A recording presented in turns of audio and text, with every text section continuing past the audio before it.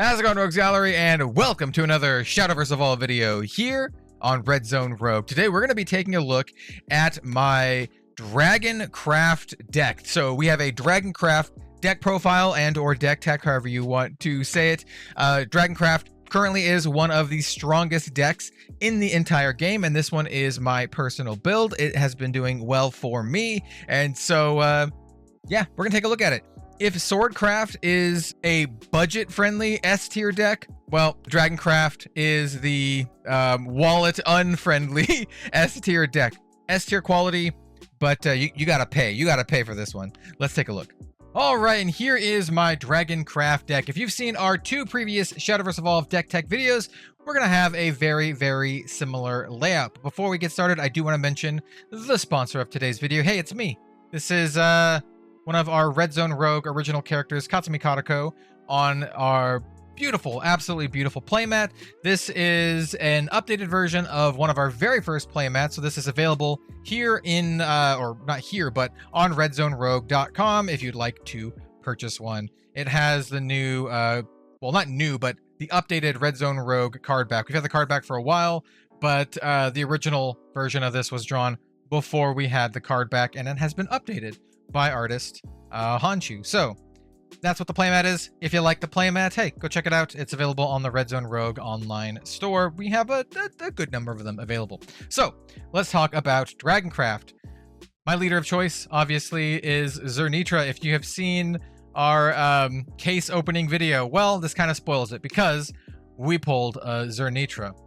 So yes, you do need your leader, and ours here is Zernitra. I put this in a Ultra Pro Snap Fit. They're perfect for your leaders.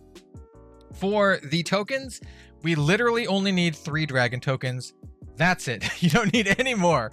So 3 dragon tokens, and we are good to go. And let's talk about the deck. So the deck is basically ramp, right? This is ramp dragon. We want to defend ourselves while accelerating the board and our play points to the point where our opponent cannot overcome what we are trying to do. It's one of the more powerful decks in the entire game because it can get to a point where your opponent just can't keep up with what you are doing. So let's go over all the cards and we'll talk about the Evo deck as we go. So the first card here is a very, very, I don't know, visually recognizable card for Shadowverse Evolve. This is the Bellringer Angel. It's one of the best cards in the game, and it's going to be really, really good going forward. So this is just a card that you probably want to get a full playset of. Bellringer Angel is a 1-drop 0/2 with Ward, and when it dies, you get to draw a card. You can also pay 2 and evolve it, and so we are running a single copy of the evolved Bellringer Angel. She keeps the same stats, but when she evolves, she can select an enemy follower and deal 2 damage to it. So that's a great way to just push a little bit of damage through and get some more value out of your Bellringer Angels. So yeah, Bellringer's great. Once again, it just, you know, gums up the board and draws you a card. So it's a really, really good card for this deck. We want to stall the game as long as possible. Next up, we have Shapeshifting Mage. This is a great card. It's just a 2-drop 2/2. If Overflow is active for you when you play this, which means if you have 7 or more play points when you play this, then it gets +3/+3, so it becomes a 5/5. And then it also has an Evolve ability. So we're running 3 for the main deck, and so for the Evo version, we're running 2 of them. And the Evo version doesn't get any bigger, but it can essentially kill anything because it gets Assail and Bane. And Assail means that you can attack any follower or any opposing follower on the field. So if your opponent has something that isn't engaged, well, you can just immediately kill it off with your Shapeshifting Mage. And so to do the whole play, it's 2 to play and then 1 to Evo. So for 3 to kill anything, pretty good. And there's certain points in the game where we actually really want this to kill a big ward unit, and then we can just smash on in with our storm guys because we have a ton of really, really big storm guys. Next up, we have a card that I figured was a slam dunk, but I've seen a lot of people take it out of the decks. I personally really, really still like Alia. So this is Ayla Dragon Knight. I said Alia. It is Ayla Dragon Knight. She's a 3-drop 3/2 with Assail, and when she dies, you increase your maximum play points by 1. So she ramps you when she dies. Why I think she's so good is she puts your opponent into a damned if you do, damned if you don't situation, because they can either kill it on their turn kill it with any sort of spell or removal. But then you get a play point on your next turn, right? That you can use. But if they don't kill it, then you can smash her into one of your opponent's things because she has a sail. So she can attack any of your opponent's things. I really like Ayla. I keep saying Ayla. I like this card a lot. I think she's great. So yeah, I'm running a full playset of her. Basically, I just want to ramp as much as possible, and she also helps clear the board. I think she does everything you want to do in this deck, right? She clears the board, or she helps clear the board, and she ramps you. Next up, we have Zernitra. Not to be confused with the leader Zernitra. This one is quite good, I think. So she is a 3-drop, 3/2.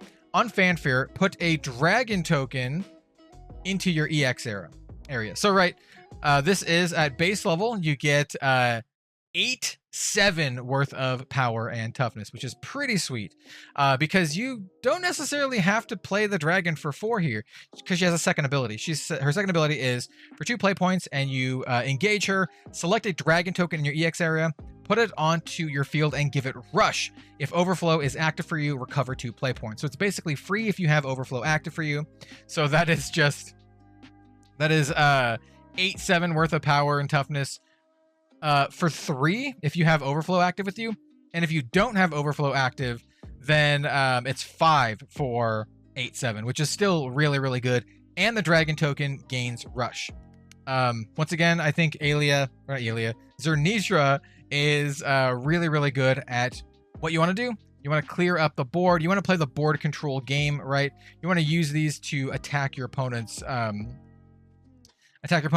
followers, just to get the board state to a place where you don't die and you can make it into the late game. So yes, I'm running a full playset of the Zernitras. Next up, we have one of the best cards in the deck, and one of the cards that you're going to play if you play Dragoncraft for a very long time coming. This is Forte, Dark Dragoon Forte. If you know me, you know I'm a huge fan of Forte. I have a figure of her in the background. She's a very simple card. She's a 4-drop, 5/1 with Storm, so she can punch your opponent's face directly for 5. But that's not all. You can also evolve her. And when you evolve her, she becomes, here's a really fancy version. She becomes a 7/3, so she gets +2/+2. Still has Storm, but now has Aura, which means she cannot be targeted by your opponent's effects. She can still be attacked, but she cannot be targeted, which is very good. So yeah, 7 power Storm for 6 play points, which is what it costs here. 4 and then 2 to evolve is very strong. You're going to do a lot of damage, and this is how we close out games, or one of the ways how we close out games. Next up, we have another pure board control card. This is Erd. I'm a huge fan of Erd, and I find myself putting her into decks that I didn't really think I would, but I think she's just really good. So she's a 4-drop, 2/2 with you can evolve her for 1.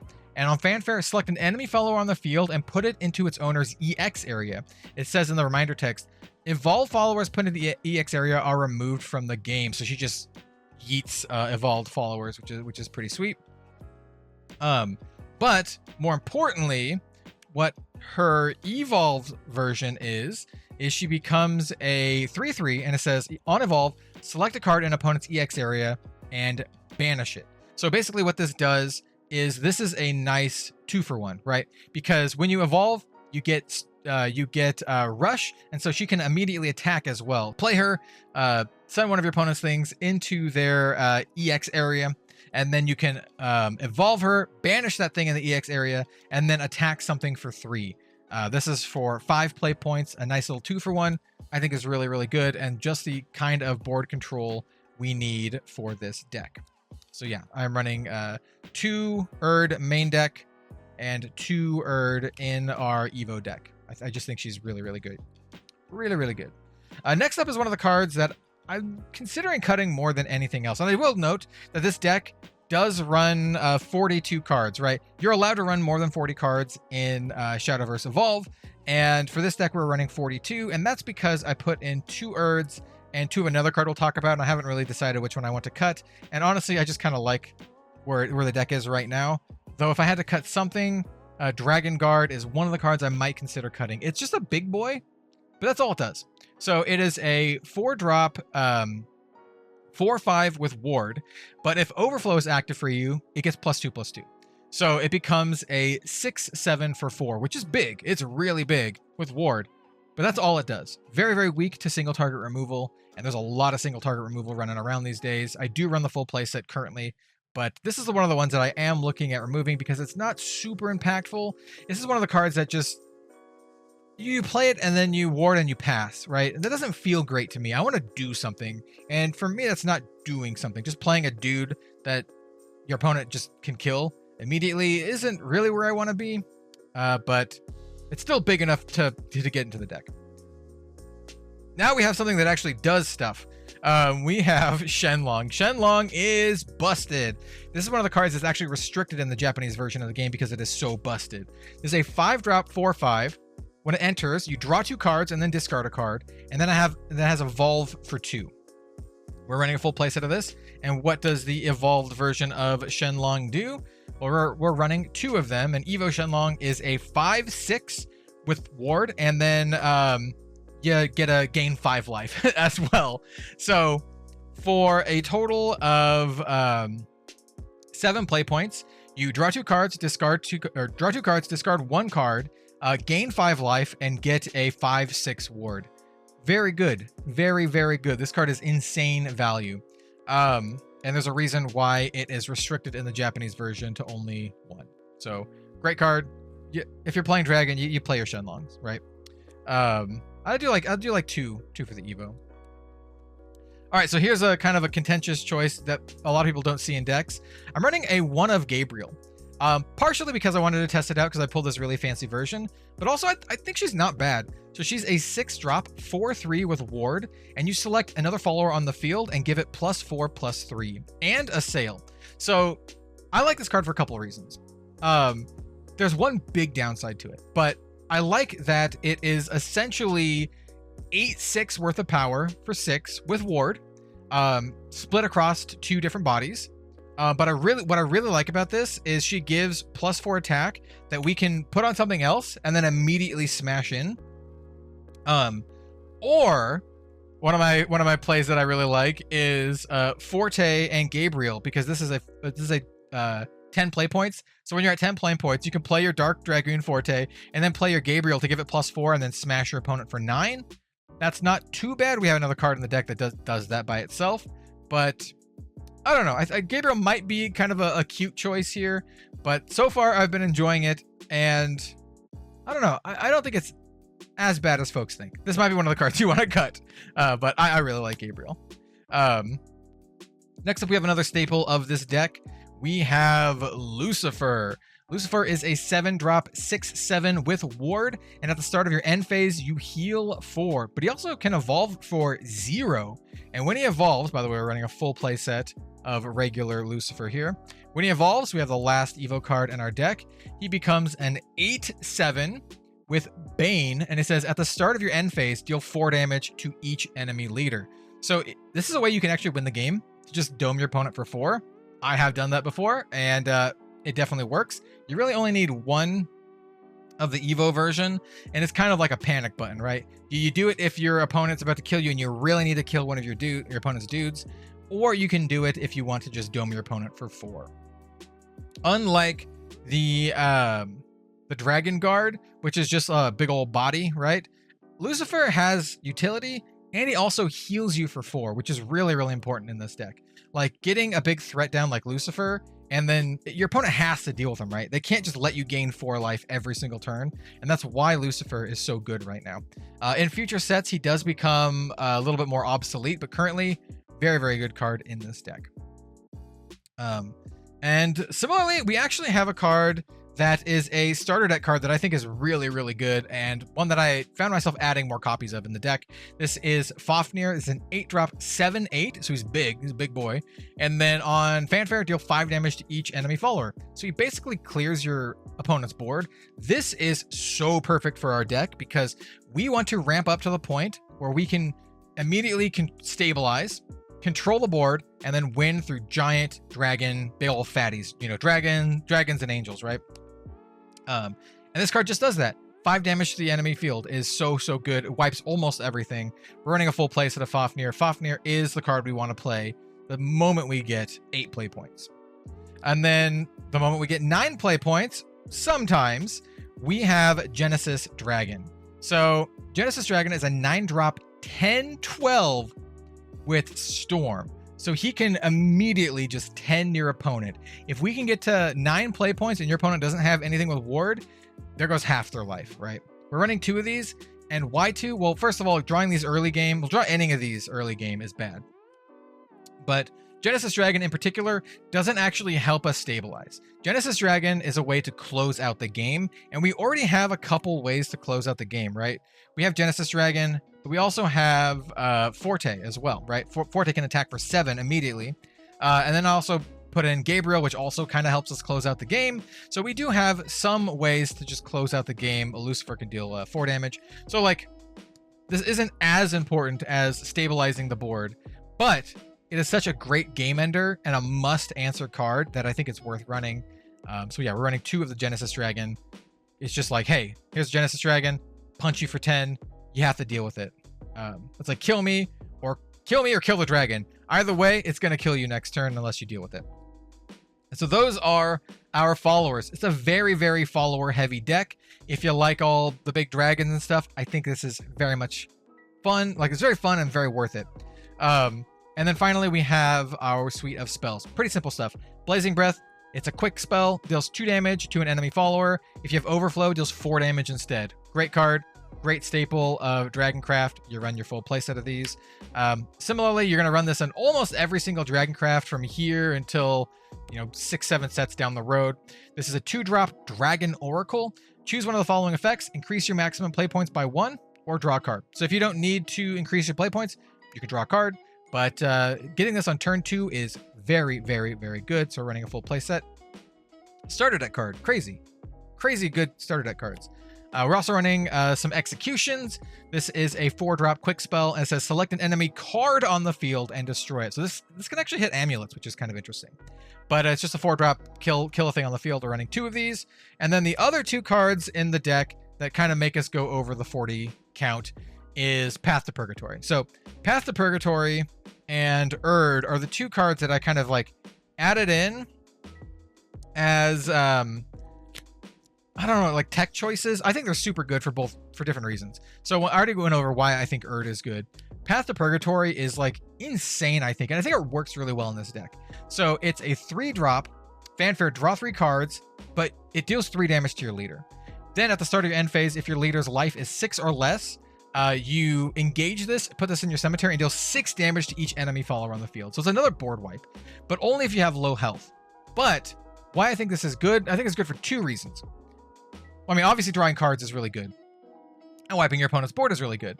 But it works in this deck because your opponent will likely, get us down to the point where we can actually activate this and then deal 6 their entire board, which is really, really good and has saved me in some games.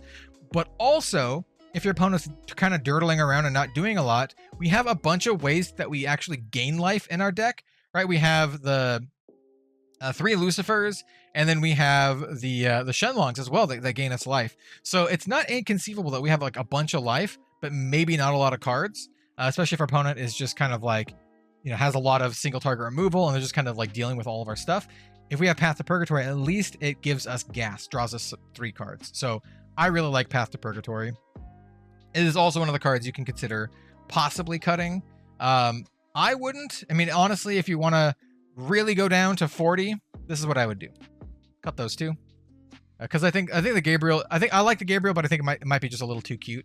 And then this is the 40 that I would run if I had to run 40. Currently, Shadowverse Evolve, I'm playing it for fun. I'm having a ton of fun with it, even if my decks are quite competitive and they have the competitive bent. I am still playing around with things, testing stuff out. So if I had to like put my chips down and be like, you got to run 40, this is the 40 that I would run. Cut the Gabriel, cut one of the Dragon Guards. Yeah, that's the deck. It's just ramp up and you want to outvalue your opponents. That's what you do.